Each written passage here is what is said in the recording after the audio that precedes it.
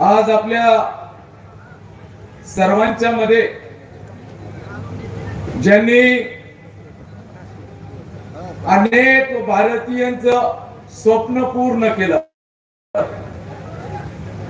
अनेकांच्या जीवनामधला जो वेळ असतो, हे बघा, पैसे तरी वेगवेगळ्या माध्यमातून मिळत असतात, पण देशातील अनेक लोकांना त्यांच्या कुटुंबाच्या जवळ जाण्यासाठीचा जो वेळ वाचवायचा असतो आणि तो वेळ देण्याचं काम या देशामध्ये जर कुणी केलं असेल, त्यांचं नाव आहे माननीय नितीन गडकरी साहेब.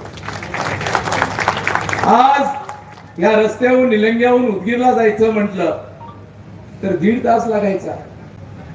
तर साहेब, आज आपल्या आशीर्वादामुळे आज आपण हा रस्ता 40 मिनिटांमध्ये जातो आणि 40 मिनिटं आपले वाचले का नाही. या भागामध्ये प्रत्येकाला असेल, देशभरामध्ये असेल, या सर्व जनतेला वेगवेगळ्या माध्यमातून सहकार्य विकासाच्या माध्यमातून साहेबांकडनं झालेलं आहे.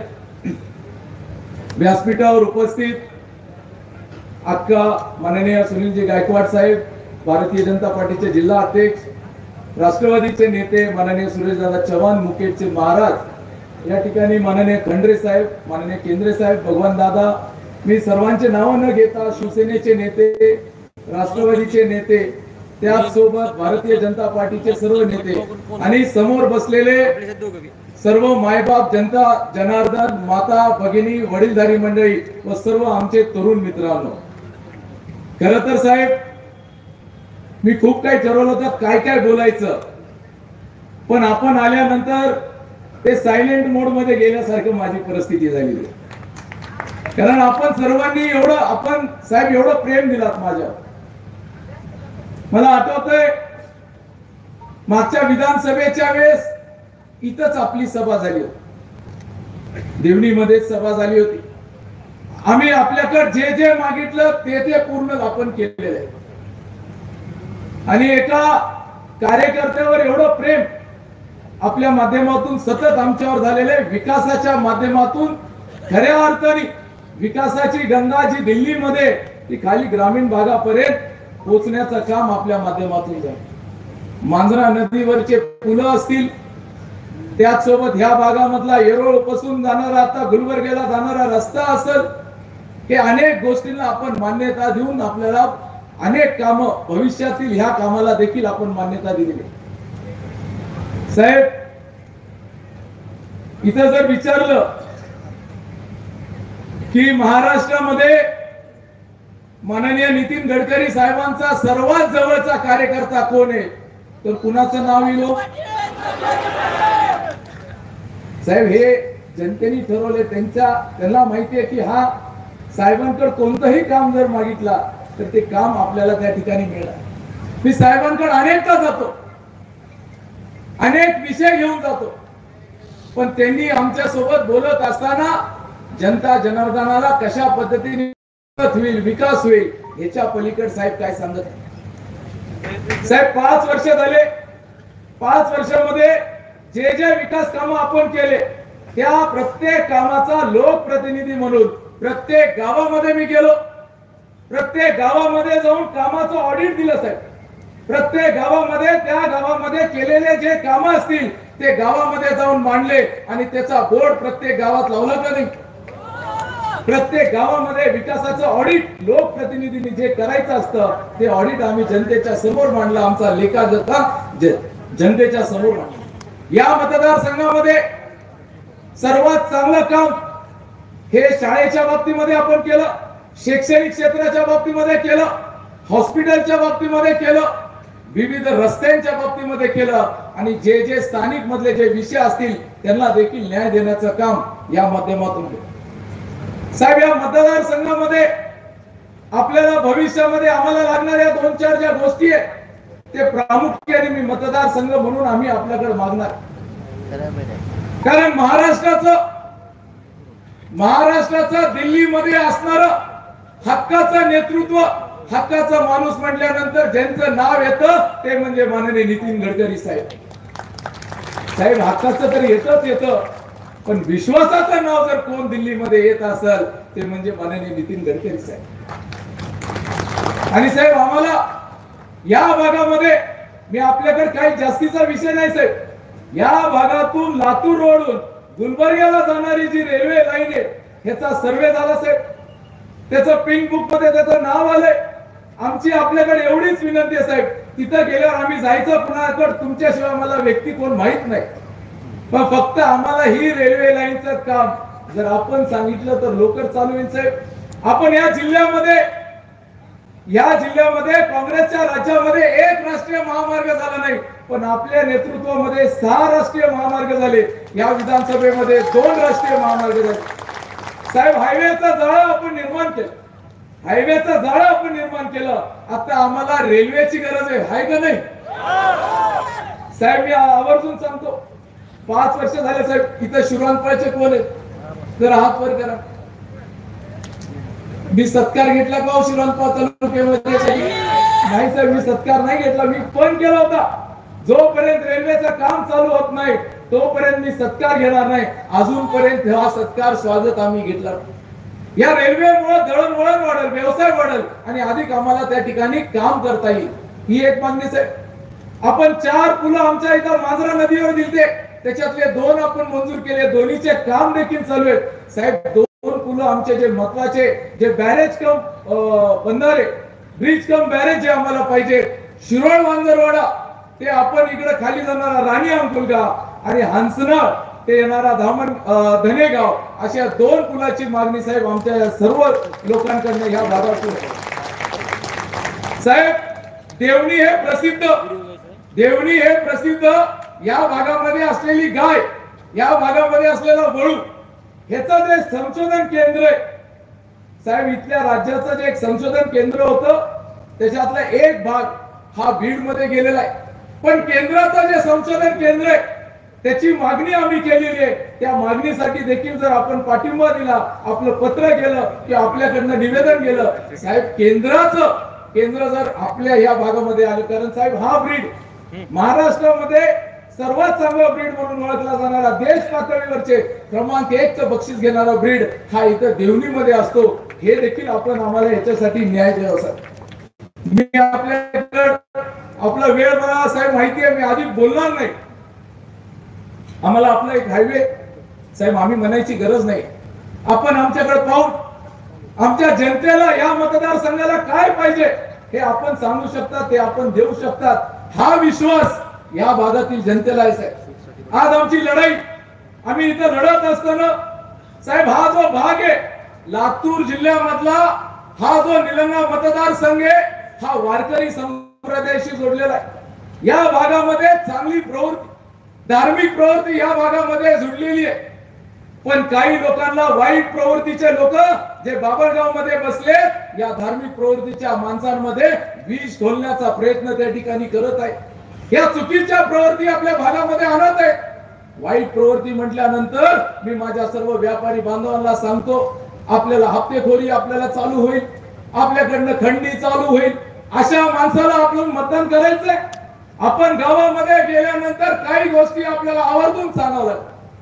आपल्या घरातल्या मुलीचं लग्न करतो आपण, मुलीचं लग्न करत असताना आपण मतदान कुणाला करायचं, आपण मुलीचं लग्न करत असताना विचार करतो आपण की कोणत्या कसा मुलगा असायला पाहिजे, गाडी घोडा बंगला बघून मुलगी देतो आपण. काय बघून देतो आपण मुलगी, काय बघून देतो? आपल्याला व्यसनी मुलगा पाहिजे का निर्व्यसनी मुलगा पाहिजे एवढंच बघतो. तर तसंच मतदान करत असताना चांगल्या प्रवृत्तीचा पाहिजे का वाईट प्रवृत्तीचा पाहिजे, या गोष्टीचा निकष आपल्याला लावावा लागेल. चांगल्या प्रवृत्ती सोबत आपल्याला राहावं लागेल, ही विनंती आपल्या सर्वांना करायची साहेब. माझी विनंती आपल्याला की या भागाच्या विकासासाठी जे जे आपल्याला सहकार्य करता येईल, या जनतेच्या माध्यमातून आम्ही आपल्याला जो आशीर्वाद द्याल तो आशीर्वाद देऊन आम्ही प्रामाणिकपणे खाली काम करण्याचा प्रयत्न करणार. या भागामध्ये मागून बाहेरून येणार आणि साहेब महाराष्ट्रामध्ये महाविकास आघाडी विरुद्ध महायुती अशी लढाई चालू आहे, पण निलंगा मतदारसंघामध्ये भारतीय जनता पार्टी विरुद्ध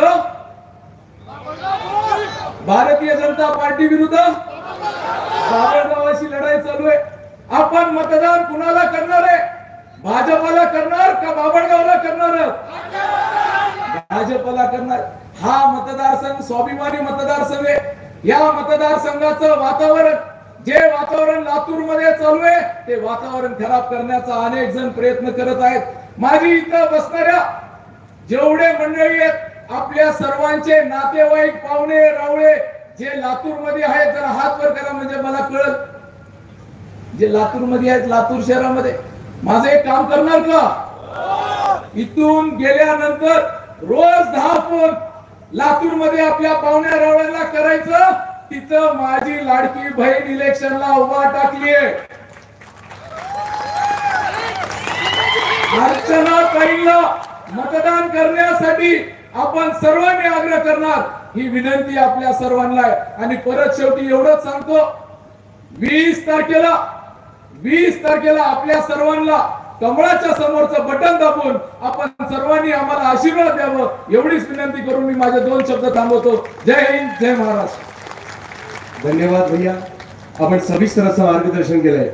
यानंतर या सभेला संबोधित करण्यासाठी ज्यांनी आईच्या प्रेमासाठी या भारतातले 4 रस्ते, 4 महामार्ग चतुष्कोनाला जोडले ते आपल्या सर्वांचे लाडके नेते आदरणीय नितीनजी गडकरी साहेबांना विनंती करतो की आपण या सभेत संबोधित करावं. गडकरी साहेबांचा, गडकरी साहेबांचा. संभाजी भैया तुम आगे बढ़ो. खूप खूप धन्यवाद.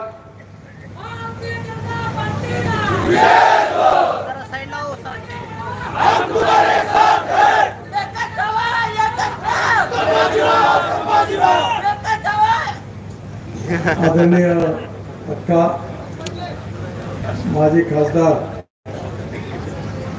रूपाताई पाटील निलंगेकर, आपल्या सगळ्यांचे आवडते लोकप्रिय उमेदवार संभाजीराव निलंगेकर, आदरणीय दिलीपराव देशमुख, रेणू सलगा, सूरज चौहान, मान्य गोविंद केंद्रेजी, मान्य प्रकाश खंडे, मारुती मुळे, भगवान दादा पाटील, राजू पटेल,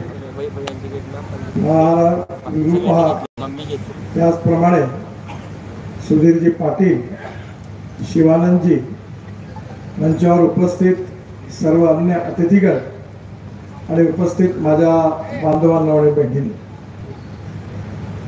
मला विश्वास आहे की आपल्या सगळ्यांचा आशीर्वाद संभाजीरावांना प्रचंड मताने विजयी केल्याशिवाय राहणार. संभाजीरावच्या रूपाने आपल्या समस्यांकरता आपला आवाज बुलंद करणारा आणि स्वतःच्या हिमतीने त्या समस्या सोडवण्याची ताकद ठेवणारा एक प्रभावी आमदार आपल्याला मिळालेला आहे. ही आपल्या या मतदारसंघाची मोठी उपयोगाची गोष्ट आहे. मी ज्यावेळी मागच्या वेळी आलो होतो त्यावेळी संभाजीरावांनी हासनळ ते टाकळी रस्त्यावरील मांजरा नदीवरील मोठ्या पुलाची मागणी केली होती. तो पूल मी मंजूर पण केला आणि त्या कामाची वर्क ऑर्डर पण झाली आणि काम पण सुरू झालेलं आहे. आज संभाजीरावांनी मला 2 पुलांची विशेष रूपाने मागणी केली आहे. राणी अंकलोगा ते शिरोळ्या रस्त्यावर पूल बांधणं आणि हसनाळ ते धनेगाव या रस्त्यावर पूल, हे दोन्ही पूल मी मार्च नंतरचा सेंट्रल रोड फंड CRFच्या फंडमधून या नक्की मंजूर करून देईल अशी घोषणा या ठिकाणी करतो. या जिल्ह्यामध्ये जवळपास माझ्या विभागाने 8 ते 10 हजार कोटी रुपयाची कामं केली. मला माहिती आहे की संभाजीरावांनी दरवेळेला दिल्लीला आल्यानंतर माझ्याकडे विशेष रूपाने जी मागणी केली ती लातूर रोड जंक्शन ते गुलबर्गा रेल्वे लाईन करता आणि ही रेल्वे लाईन पूर्ण करण्याकरता त्यांनी आग्रह धरला. रेल्वे मंत्र्यांना मी विनंती केली, सर्वेक्षणाचं काम आता पूर्ण झालेलं आहे आणि हे काम तडीस नेण्याकरता संभाजीरावच्या मागे मी खंबीरपणे उभा राहील आणि पूर्ण मदत करीन, हाही पण विश्वास आपल्या सगळ्यांना देतो. विशेषतः या मतदारसंघाच्या दृष्टीने महत्वाचं म्हणजे येरोळ मोड ते गुलबर्गा हे 2 राज्याला जोडणारा रस्ता आहे. पण हा सध्या राष्ट्रीय महामार्ग नाही आहे. पण इंटरस्टेट कनेक्टिव्हिटी मध्ये हा रस्ता घेऊन आपल्याला येरोळ मोड ते गुलबर्गा हाही रस्ता मी मंजूर करून देईन असा विश्वास आपल्या सगळ्यांना देतो.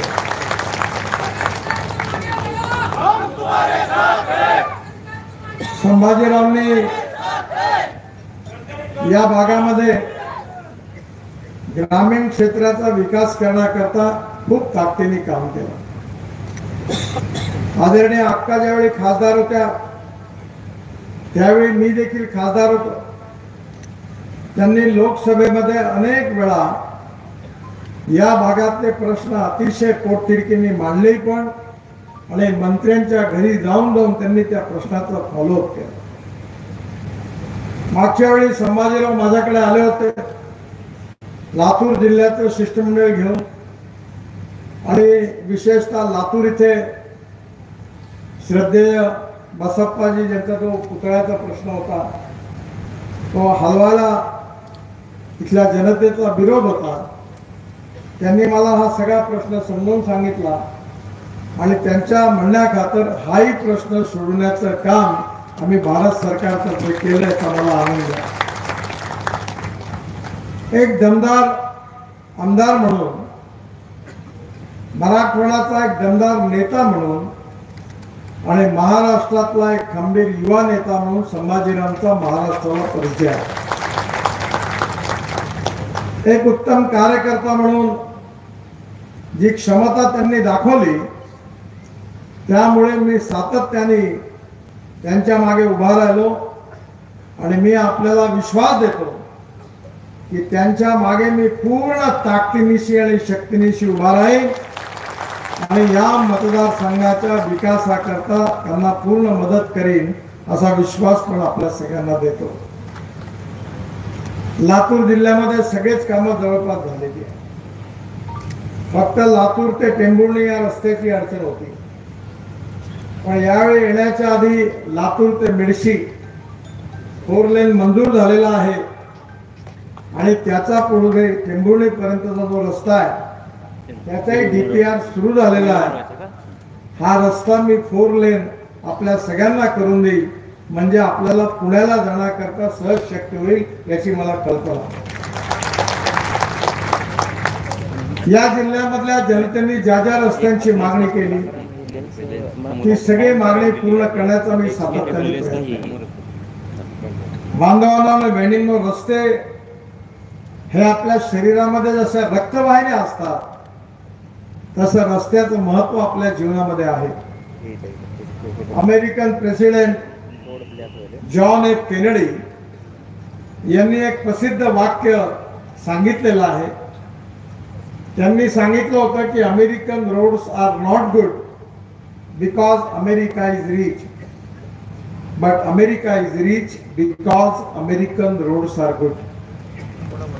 अमेरिका धनवान आहे म्हणून अमेरिकेतले रस्ते चांगले झाले असं नाही, तर अमेरिकेतले रस्ते चांगले झाले आणि म्हणून अमेरिका धनवान झाला. आणि म्हणून मला अतिशय आनंद आहे की आज रस्ते झाले, पाण्याची सोय करण्याची आवश्यकता आपल्याकडे मोठ्या प्रमाणावर सिंचनाच्या सुविधा आपल्याला मिळावा याकरता सातत्याने प्रयत्न केला गेलेला आहे. पण यामध्ये एक विनंती माझी संभाजीरावला आहे की आमच्या विदर्भाच्या क्षेत्रात 10,000 शेतकऱ्यांनी आत्महत्या केल्या. यवतमाळ, अमरावती, अकोला, बुलढाणा, वाशिम, वर्धा या 6 जिल्ह्यामध्ये शेतकऱ्यांनी आत्महत्या केल्या. त्याचं मुख्य कारण कॉटन प्राइस मेकॅनिझम आणि सिंचनाचा अभाव हे 2 मुख्य कारण होते. आम्ही दरवर्षी ॲग्रोव्हिजन करतो, मोठं कन्व्हेन्शन होतं, 3.5-4 लाख शेतकरी येतात. 4 दिवस चालतं, ते 22 तारखेपासून सुरू होणार. आणि यावेळी मला अतिशय आनंद आहे की गेल्या 15 वर्षापासून विदर्भामध्ये आणि महाराष्ट्रामध्ये अनेक ठिकाणी आम्ही रस्त्याची कामं करत असताना रस्त्याला लागणारी माती आणि मुरुम जे लागतात त्याकरता नदी नाल्यांचं खोलीकरण आणि रुंदीकरणाचा कार्यक्रम हातात घेतला. अनेक ठिकाणी शेतकऱ्यांना शेततळे बांधून दिले आणि जे जुने तलाव होते, डॅम होते, गाळ साचला होता, त्याचा गाळ काढण्याचं काम केलं. 1 रुपयाचाही खर्च त्यांच्यावर लावला नाही, फुकट केलं. महाराष्ट्रामध्ये 1000 पेक्षा जास्त अमृत सरोवर बांधले. पंजाबराव कृषी विद्यापीठामध्ये 36 तलाव बांधले. ज्यांच्याकडे 350 एकर जमीन पाण्याखाली होती तिथे आता 4000 एकर जमीन पाण्याखाली आली. आता परभणीच्या कृषी विद्यापीठात देखील तिथल्या रस्त्याचं काम करत असताना आम्ही त्या ठिकाणी तलाव बांधले. अनेक महाराष्ट्रातल्या कानाकोपऱ्यामध्ये मोठ्या प्रमाणावर असे अमृत सरोवर बांधले आणि नदी नाल्यांचं खोलीकरण आणि रुंदीकरण केलं. जे तलाव होते, जी धरणं होती, त्यामधला गाळ असेल, माती असेल काढून त्याची स्टोरेज कॅपॅसिटी वाढवण्याचं काम केलं. त्यामागे तत्व हे होतं की धावणाऱ्या पाण्याला चालायला लावा, चालणाऱ्या पाण्याला थांबायला लावा आणि थांबलेल्या पाण्याला जमिनीला प्यायला लावा. गावातलं पाणी गावात, घरातलं पाणी घरात, शेतातलं पाणी शेतात. आणि खऱ्या अर्थाने आपण जर हे केलं आणि आपल्या प्रत्येक शेतकऱ्याला जर आपण त्याच्या विहिरीला उन्हाळ्यात देखील 7 ते 8 तास आपल्याला पाणी पुरलं आणि प्रत्येक विहिरीवर सोलर पंप आपण लावला तर आपलं चित्र बदलल्याशिवाय राहणार नाही असा माझा दृढ विश्वास आहे. माझी पण शेती आहे, 3 विहिरी आहे. 1 तासामध्ये मार्च महिन्यामध्ये पाणी संपवायचं. मग आम्ही ठरवलं, नदीचं खोलीकरण रुंदीकरण केलं. आता विहिरीला भरपूर पाणी आहे आणि मला सांगताना आनंद होतोय की भारत सरकारने योजना आखलेली आहे. या योजनेतून मी 7.5 हॉर्स पॉवरचे 3 ऊर्जा पंप, सोलर ऊर्जा पंप लावले आणि माझ्याकडे आता जवळपास 7 ते 8 तास पाणी आज चालतं आणि 60च्या 60 एकर जमीन पाण्याखाली आहे. मी आता हेलिकॉप्टर मधून उतरल्यानंतर मी संभाजीरावला सांगत होतो की माझ्याकडच्या ज्या तुरी होत्या त्या 6 फुटापेक्षा उंच आहेत आणि माझ्याकडे एका एकरामध्ये 88 टन ऊस झाला, 10 एकरात 880 टन आहे. याचं कारण मी आमच्या इथे प्रेस मड, पेंट वॉश पासून आम्ही बायो फर्टिलायझर तयार केले. कल्चर इंडियन ऑइल फरीदाबाद त्यांनी तयार केलं आणि त्या कल्चर पासून एक भूसुरक्षा नावाचं खत तयार केलं. आणि आता मी नागपूर महानगरपालिकेमध्ये जे शौचालयामध्ये जे पाणी टाकतात ते पाणी शुद्ध करून आम्ही महाराष्ट्र सरकारच्या कोराडी आणि खापरखेडा वीज प्रकल्पाकरता ते पाणी विकतो आणि टॉयलेट मधलं पाणी विकून आम्हाला 300 कोटी रुपये वर्षाचे मिळतात. 300 कोटी रुपये. आता त्या पाण्यामधून जी घाण निघते ते सॅम्पल घेऊन मी फरीदाबादला पाठवलं आणि त्याचंही कल्चर आणलं आणि यावर्षी 1 लाख टन बायो फर्टिलायझर आपण तयार करणार आहे आणि शेतकऱ्यांना देणार आहे. दुसरं, आपल्या इथे गुजरातचे राज्यपाल महोदय जे आहेत त्यांचं आम्ही भाषण ठेवलं. त्यांनी प्राकृतिक शेती म्हणून खूप प्रयोग केले, जीवामृत, आणि त्या माध्यमातून त्यांनी आपल्या इथली जमीन त्यांची गुजरात, राजस्थानमध्ये, आपल्या हरियाणामध्ये सुपीक जमीन झाली. अजून एक महत्वाची गोष्ट आहे की जमिनीमध्ये ऑर्गॅनिक कार्बन महत्वाचा आणि ज्या ठिकाणी 0.85 ऑर्गॅनिक कार्बन आहे तिथे एकरी 100 टन ऊस होतो आणि जिथे 0.24 आहे, 23 आहे किंवा 0.34 आहे तिथे 35-40 टनाच्या वरती काही ऊसाचं उत्पादन जात नाही. म्हणून मला कळलं की रशियामध्ये एक सरोवर आहे आणि त्या सरोवरातला गाव म्हणजे ऑर्गॅनिक कार्बन. मी रशियामध्ये माझ्या मुलाचं एक्सपोर्ट इम्पोर्टचं काम आहे, त्याचं ऑफिस होतं. त्याला कामाला लावलं आणि तिथला तो ऑर्गॅनिक कार्बन आम्ही आणला आणि त्याचे एवढे चांगले रिझल्ट आहे की दरवेळेला 0.35 तो 0.45 1.55 असं वाढत जातं. आणि त्या ऑर्गॅनिक कार्बनमुळे आमच्या भागामध्ये मोठ्या प्रमाणावर ऊसाचं उत्पादन वाढलं. मी आता 4 साखर कारखाने चालवतो. नुकतंच मराठवाड्याला लागून असलेला वसंत सहकारी साखर कारखाना यवतमाळ जिल्ह्यातला, तोही पण आम्ही चालवायला घेतला, तोही बंद पडला आणि त्यामुळे तोही पण चालवायला घेतला. पण आज साखर कारखान्याने ऊस उत्पादकाच्या चेहऱ्यावर हास्य का? हे साखरेमुळे नाही आहे. साखरेची अवस्था वाईट आहे. यामध्ये आज खऱ्या अर्थाने मराठवाड्यातला विदर्भातला कमी शेतकरी आहे, पण पूर्ण पश्चिम महाराष्ट्रातला आणि मराठवाड्यातला शेतकरी वाचला असेल तर तो इथेनॉलमुळे वाचला. या देशातला शेतकरी केवळ अन्नदाता नाही, हा ऊर्जादाता झाला पाहिजे. ऊर्जादाता नाही, हा इंधनदाता झाला पाहिजे. इंधनदाता नाही तर आता बिटुमिन डांबर पण शेतकरी तयार करायला लागला. 4 काम फॅक्टरी सुरू झाल्या. आणि केवळ डांबर दाता नाही तर आता हवाई इंधन, बायो एव्हिएशन फ्युएल म्हणजे आपले विमानं देखील शेतकऱ्यांनी तयार केलेल्या इंधनावर चालणार आहे. आणि पुढल्या काळामध्ये आपलं भविष्यातली ऊर्जा कोणती असेल तर हायड्रोजन. आणि आपल्या शेतकऱ्यांनी आता हायड्रोजन तयार केला पाहिजे, याच्याही मागे आपण लागलो आहे. मला विश्वास आहे की यावेळी परवा नागपूरच्या इंटरनॅशनल एअरपोर्टचं भूमिपूजन झालं, त्यावेळी मी घोषित केलं की 2 वर्षानंतर हे विमानतळ जेव्हा सुरू होईल त्यावेळी पहिलं विमान आमच्या विदर्भातल्या शेतकऱ्यांनी तयार केलेल्या हवाई इंधनावर उडेल अशी घोषणा केली. तुम्हाला वाटेल मी काहीतरी सांगतो, पण मी फोकराड मारणारा नेता नाही आहे. मी जे बोलतो ते 100% झाल्याशिवाय राहत नाही. आणि मग आपल्याला जर गाव गरीब मजदूर शेतकऱ्याचं भविष्य बदलवायचं असेल तर आज आपल्या देशामध्ये कापूस स्वस्त आहे, कापड महाग आहे, गहू स्वस्त आहे, ब्रेड बिस्किट महाग आहे, टमाटर संत्रे स्वस्त आहे, ज्यूस महाग आहे. आणि येणाऱ्या काळामध्ये क्रॉप पॅटर्न बदलवण्याकरता आपल्याला एकरी उत्पादन वाढवलं पाहिजे. अमेरिकेमध्ये एका एकरामध्ये 30 क्विंटल सोयाबीन होतं, अर्जेंटिनामध्ये 28 क्विंटल होतं, ब्राझीलमध्ये 26 क्विंटल होतो. आणि मला माहिती नाही पण आमच्या विदर्भात 5 क्विंटलच्या वरती ॲव्हरेज नाही.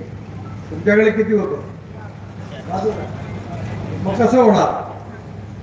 आणि येणाऱ्या काळामध्ये भावही पर्याप्त नसल्यामुळे शेतकरी जगू शकत नाही. त्यामुळे येणाऱ्या काळामध्ये आपण ग्लोबल इकॉनॉमीमध्ये आहोत. शेतकरी संघटनेचे नेते शरद जोशी नेहमी सांगायचे की आपण जगामध्ये आता ग्लोबल इकॉनॉमीमध्ये आहोत. साखरेचा भाव ब्राझीलमध्ये ठरतो, मक्याचा भाव अमेरिकेत ठरतो आणि सोयाबीनचा भाव अर्जेंटिनामध्ये ठरतो. आणि आता मागच्या वर्षी आपण मोठ्या प्रमाणावर मक्यापासून इथेनॉल बनवायला सुरुवात केली, तर मागच्या वर्षी तो भाव 1200 रुपये क्विंटल होता. पण जसं मक्यापासून इथेनॉल बनायला सुरुवात झाली तर यावर्षी मक्याचा भाव 2400 रुपये क्विंटल आहे. आज शेतकऱ्याला मक्यामध्ये भरपूर पैसा मिळाला. त्यामुळे येणाऱ्या काळामध्ये आपल्याला डिमांड अँड सप्लायच्या सिद्धांतानुसार कोणत्या प्रकारे आपण निर्णय घेतला पाहिजे, कोणतं पीक लावलं पाहिजे याचा विचार करण्याची आवश्यकता आहे. पाण्याची व्यवस्था, सौर ऊर्जेची व्यवस्था, ड्रीप इरिगेशन, उत्तम सीड, उत्तम कलमा आणि त्याच्या आधारावर जास्तीत जास्त उत्पादन आणि उत्पादन खर्च कमी करणे. मी ट्रान्सपोर्टचा मंत्री आहे. मी आता CNG वर बनणारा ट्रॅक्टर आपल्या देशात आणला. कमीत कमी वर्षाची 75,000 रुपयाची बचत शेतकऱ्याची होईल. महिंद्रा आणि महिंद्राने आता CNGचा ट्रॅक्टर तयार केलेला आहे. इलेक्ट्रिक वरचा ट्रॅक्टर येणार आहे, इथेनॉल वरचा ट्रॅक्टर येणार आहे, मिथेनॉल वरचा ट्रॅक्टर येणार आहे, पुढे हायड्रोजन वरचा ट्रॅक्टर येणार आहे. आज आता काही दिवसापूर्वी आपण बघितलं असेल की मी पुण्यामध्ये बजाज कंपनीची CNG वर चालणारी मोटरसायकल लॉन्च केली आणि या मोटरसायकलचं वैशिष्ट्य असं होतं की 1 किलोमीटर पेट्रोल करता मोटरसायकलमध्ये ₹2.25 प्रति किलोमीटर खर्च येत होता, पण जर CNG लावला तर फक्त ₹1 खर्च येतो. येणाऱ्या काळामध्ये सगळ्या महाराष्ट्रामध्ये आपल्या घरामध्ये आता पाईपने CNG येणार आहे आणि गॅस सिलेंडरच्या ऐवजी आपल्याकडे जर पाईपने CNG आला तर आपल्या गॅसचा खर्च 30% कमी होणार आहे. आणि जर आपली मोटर, आपली स्कूटर आपण CNG वर किंवा इथेनॉलवर किंवा इलेक्ट्रिकवर आणली तर आपला खर्च अजून कमी होणार आहे. वर्षाची 8 ते 10 हजार रुपये महिन्याची बचत सर्वसामान्य माणसाची होईल, इतकी बचत नक्की यामध्ये आहे. आणि येणाऱ्या काळामध्ये नवीन नवीन तंत्रज्ञान, नवीन नवीन यशस्वी प्रयोगाच्या आधारावर गाव गरीब मजदूर शेतकऱ्याचं कल्याण करण्याच्या अनेक योजना भारत सरकारने हातात घेतल्या. केवळ स्मार्ट शहर नाही तर स्मार्ट विलेज देखील तयार झालं पाहिजे आणि त्याकरता आपल्या सगळ्यांना जात, पंथ, धर्म, भाषा, सेक्स याचा विचार न करता विकासाचा पाठपुरावा करणाऱ्या नेत्याच्या मागे उभं राहिलं पाहिजे. मी नेहमी लोकांना एक प्रश्न विचारतो की तुम्हाला हॉटेलमध्ये जायचं असेल तर तुम्ही त्या हॉटेलवाल्यांची जात कोणती आहे ते पाहत नाही, त्या हॉटेलमधली चव कशी आहे ते पाहत नाही. तुम्हाला हार्टचं ऑपरेशन करायचं असेल तर त्याच डॉक्टरकडे जाता की जो डॉक्टर चांगला आहे. तुम्ही हा विचार नाही करत आपल्या जातीचा आहे त्याच्याकडे जा. मला विश्वास आहे की येणाऱ्या काळामध्ये आपल्याला लोकशाहीमध्ये बदल करायचा असेल तर योग्य धोरण, योग्य नीती याची आवश्यकता आहे. 47 साली आपल्या देशाला स्वातंत्र्य मिळालं. काँग्रेस पक्षाचं सरकार आलं, पंडित जवाहरलाल नेहरू देशाचे प्रधानमंत्री झाले. त्यांच्यावर रशियाच्या आर्थिक धोरणाची छाप होती. मला त्यांच्यावर टीका करायची नाही आहे, पण जी धोरणं काँग्रेस पक्षाने स्वीकारली त्याचे परिणाम काय झाले. एअर इंडिया आणि इंडियन एअरलाइन्सची विमानं सुरू झाली. मीच त्या कमिटीचा चेअरमन. 70,000 कोटी रुपयाचा घाटा झाला. कर्नाटकमध्ये सोन्याची खाण सुरू केली, त्यातही घाटा झाला. लोखंडाचे प्रकल्प सुरू झाले, स्टीलचे, भिलाईपासून, तेही घाट्यात. आणि एवढं सगळीकडे जिथे सरकारचा हात लागेल तिथे घाटा. आज प्रायव्हेट विमान कंपन्या आल्या, प्रायव्हेट एअरपोर्ट आले. आता एवढ्या मोठ्या प्रमाणात सरकारची गुंतवणूक न करता आपण जर खेड्याच्या, ग्रामीण भागाच्या, शेतकरी शेतमजुराच्या विकासाला जर आपण गती दिली असती तर ही वेळ नसती आली. मला आठवतंय मी महाराष्ट्रामध्ये मंत्री होतो. अटल बिहारी वाजपेयींनी मला दिल्लीला बोलावलं आणि त्यांनी मला सांगितलं की गावाला जोडण्याकरता एक योजना तू तयार कर. 3 महिन्यामध्ये मी एक योजना तयार करून वाजपेयी साहेबांना दिली आणि डॉक्टर अब्दुल कलाम साहेबांनी 1 महिन्याच्या आत राष्ट्रपती म्हणून त्या योजनेची घोषणा केली. त्या फ्लॅगशिप योजनेचं नाव आहे प्रधानमंत्री ग्राम सडक योजना. आपल्या अनेक गावात जे रस्ते झाले ते प्रधानमंत्री ग्राम सडक योजनेमुळे झाले. आणि हिंदुस्थानच्या इतिहासामध्ये 6.5 लाख गावापैकी 3.5 लाख गावांना मजबूत रस्त्यांनी जोडण्याचं काम कोणी जर केलं असेल तर ते अटल बिहारी वाजपेयी यांनी केलं याचं मला अभिमान. पण ही जी प्रायोरिटी आज आमच्या सरकारमध्ये आहे ती प्रायोरिटी काँग्रेसने त्या काळी सगळी चुकीची धोरणं स्वीकारली आणि म्हणून जे 60 वर्षात काँग्रेस करू शकली नाही ते 10 वर्षामध्ये आम्ही करून लागतो. आज देश बदलतो. जगातली 3री आर्थिक महाशक्ती भारताला बनवायचा, विश्वगुरु बनवायचा, $5 ट्रिलियन इकॉनॉमी करायची. आपल्या शेतकरी शेतमजुराला भय, भूक, आतंक, भ्रष्टाचारापासून मुक्त करायचा आणि खऱ्या अर्थाने ग्रामीण आणि कृषी भारताचा विकास करायचा आहे. जर धोरणं नीट आखली तर पैशाची कमी नाही आहे. मी करोडो रुपयाची कामं केली, 50 लाख कोटी रुपयाची कामं केली. पोर्ट मिनिस्टर म्हणून काम केले. जलसंवर्धन खात्याचा मंत्री होतो तेव्हा 12,000 कोटी रुपये मी महाराष्ट्राला दिले, 6,000 कोटी रुपये बळीराजा योजनेकरता दिले. जे प्रकल्प 50% पूर्ण झाले होते पण बंद पडले होते 10-15 वर्षापासून त्याकरता पैसे दिले. एवढंच नाही तर पुन्हा 6,000 कोटी रुपये प्रधानमंत्री सिंचाई योजनेतून 12,000 कोटी रुपये दिले. मराठवाड्यातल्या, पश्चिम महाराष्ट्रातले, विदर्भातले अनेक जी अडकलेली धरणं होती ती पूर्ण केली. आज आपल्याकडे नदीला पूर येतो, पुरामुळे आपले घर वाहून जातात. काय आपल्याला पूर थांबवू नाही शकत आपण? काय आपण पाण्याला डायव्हर्ट नाही करू शकत? मी स्वतः 49 प्रकल्प, नदीजोड प्रकल्प तयार केले. आंध्र प्रदेशमध्ये पोलावरम नावाचं 60,000 कोटी रुपयाचं धरण आता जवळपास माझ्या काळात मी सुरू केलं, ते बांधून पूर्ण केलं. 1300 TMC पाणी गोदावरीचं हे समुद्रात जात होतं. त्यावेळी मी योजना तयार केली होती की हे जे समुद्रात पाणी जातं ते गोदावरीचं पाणी कृष्णेमध्ये, कृष्णेचं पाणी पेन्नारमध्ये आणि पेन्नारचं पाणी कावेरीमध्ये घेऊन तामिळनाडूच्या टेल एंड पर्यंत पाणी नेण्याची योजना आखली होती. आणि ती योजना जर पूर्ण झाली तर कर्नाटक आणि तामिळनाडूमध्ये पाण्याचा वाद राहणार नाही, सगळीकडे सुजलाम सुफलाम झाल्याशिवाय राहणार नाही आणि कुठेही पुराचा धोका होणार नाही. येणाऱ्या काळामध्ये योग्य धोरण आखण्याची गरज आहे. जसं पॉवर ग्रीड आहे तसं आपण रस्त्याचा ग्रीड तयार केला. आपण या ठिकाणी पॉवर कमी आहे त्या ठिकाणी देतो.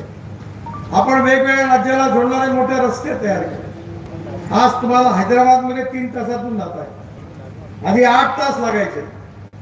कर्नाटक, आंध्र प्रदेशकडे रस्ते चांगले झाले, उद्योग व्यापार वाढला आणि एक प्रकारे तरुण मुलाच्या हाताला काम मिळालं आणि विकासाचा दर वाढला. या देशाला सुखी समृद्ध संपन्न करायचं असेल तर योग्य आर्थिक धोरणाच्या आधारावर देशाच्या विकासाची विजन घेऊन आपल्याला 50 वर्ष काम करण्याची गरज आहे. आणि हा देश जर योग्य धोरणाचा पाठपुरावा करून आपण जर केलं तर हा देश बदलल्याशिवाय राहणार नाही. आणि या देशाचं आपल्याला भविष्य बदलवायचं आहे. या देशात खऱ्या अर्थाने या देशातली गरिबी, भूकमरी, बेरोजगारी दूर करायची आहे. जातीयता, सांप्रदायिकता दूर करायची आहे. पण काँग्रेसवाले जेव्हा विकासाचं राजकारण करू शकत नाही तेव्हा मागच्या लोकसभेच्या निवडणुकीमध्ये जेव्हा कन्व्हिन्स करता येत नाही तेव्हा जनतेला कन्फ्यूज करण्याचा प्रयत्न काँग्रेस पक्षाने केला. काय केला? त्यांनी सांगितलं की भारतीय जनता पार्टी जर निवडून आली तर बाबासाहेबांचं संविधान बदलवणार. बाबासाहेबांचं संविधान बदलवण्याचा प्रश्नच उद्भवत नाही. आम्ही बदलवणार नाही आणि कोणाला बदलवू देणार पण नाही. ही आमची भूमिका.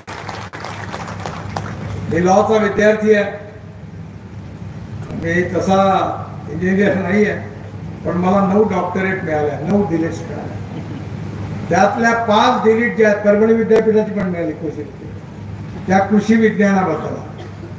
पण मी लॉ पुढे कंप्लीट केला, लॉ ग्रॅज्युएट आहे, प्रॅक्टिस नाही केली. लॉ मध्ये एक संविधानावर पेपर आहे आणि त्यामध्ये त्या पेपरमध्ये आम्हाला एक पाठ जो होता त्या संविधानामधला तो मूलभूत तत्वांचा. याच्यावर सुप्रीम कोर्टामध्ये केस झाली होती. चीफ जस्टिस ऑफ इंडिया आणि 10 न्यायमूर्ती 11 जणांच्या खंडपीठाने केशवानंद भारती केस मध्ये निर्णय दिलेला आहे. काय निर्णय? निर्णय हा आहे की silent features of the constitution cannot be change. संविधानाचे मूलभूत तत्व बदलू शकत नाही. मूलभूत तत्व कोणते आहेत?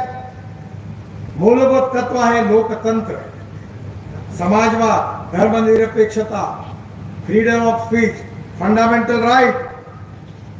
आणि हे बदलू शकत नाही असा निर्णय 11 जणांच्या न्यायपीठाने दिलेला आहे. हा सगळ्यांवर बंधनकारक आहे. त्यामुळे सरकार कोणाचंही हो, प्रधानमंत्री कोणी हो, भारताच्या संविधानाची मूलतत्व कोणालाही बदलता येत नाही. जे 3 चॅप्टर आहे त्यामध्ये खरा चॅप्टर कोण आहे तुम्ही शोधून घ्या. 1975 साली इमर्जन्सी आली. अलाहाबाद हायकोर्टामध्ये इंदिरा गांधी निवडणूक त्या निर्णय त्यांच्या विरोधात गेला, त्यावेळी काँग्रेस पक्षाने बाबासाहेबांच्या संविधानाच्या धज्जिया उडवल्या, संविधान तोड म्हणून टाकलं. आणि तेच काँग्रेसवाले आज सांगतात आहेत की बाबासाहेबचं संविधान आम्ही बदलणार. म्हणजे चोराच्या उलट्या बोंबा, उलटा चोर कोतवाल को टाके.